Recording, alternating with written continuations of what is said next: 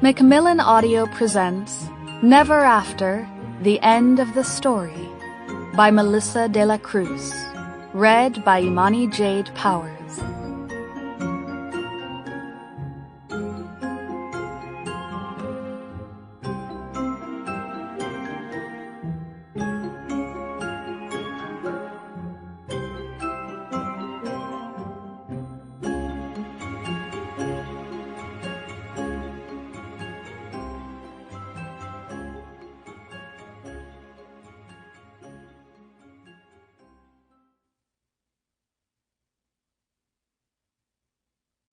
For Mike and Maddie, always.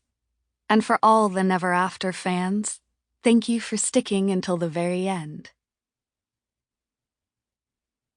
Once upon a time. It was a time of wonder, it was a time of joy, it was a time of magic. It was a time when the 13 fairies ruled over Never After, protecting their world. From Parsa to Northfalia, from Neverland to Everland to Snow Country, from Vineland to Lancashire and everywhere in between, 13 beautiful, powerful fairies were the keepers of order, love, and light all across their world.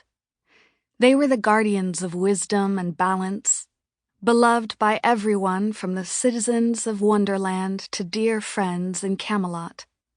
But their home was in the fairy court, in the middle of the Tree of Life. And on one particularly beautiful summer day, young and handsome Prince Vladimir made a pilgrimage to the court to ask for his beloved's hand in marriage. Prince Vladimir had met the Princess Rosanna while strolling through Westphalia's winding markets. Vladimir was unaware that Rosanna was a fairy, and Rosanna was unaware that Vladimir was heir to the Westphalian throne. Unencumbered by titles and destinies, they discovered it was a wonderful time to fall in love beneath the blushing blossoms of the Tree of Life during the perennial summer sunsets. But when Vladimir came to propose to Rosanna, her sister Carabosse had a sudden vision of Rosanna's future, and it was a dark one. Carabosse told Rosanna that Vladimir would be her doom, that marrying him would bring bloodshed, ogres, her death, and the deaths of her daughter and her daughter's daughters, and the death of Never After itself. The end of the story. Carabosse urged Rosanna to let Vladimir go and to keep peace and order in the kingdoms. But, despite the strength of Carabosse's conviction, Rosanna was so deeply in love that she could not heed her sister's warning.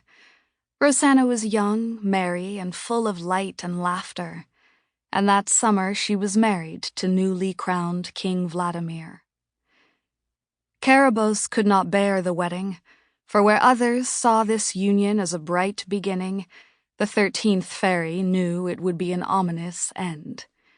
This union would cause terror and chaos. She swore to herself that, come what may, she would do everything in her power to protect Rosanna and Rosanna's daughter, Eliana, future Queen of Westphalia, the child of a fairy and a mortal. But would it be enough? Prologue.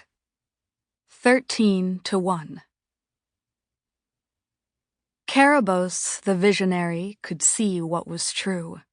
Her power was great. What else could she do? But now Carabosse is gone. Her 11 sisters, too. They've all moved on.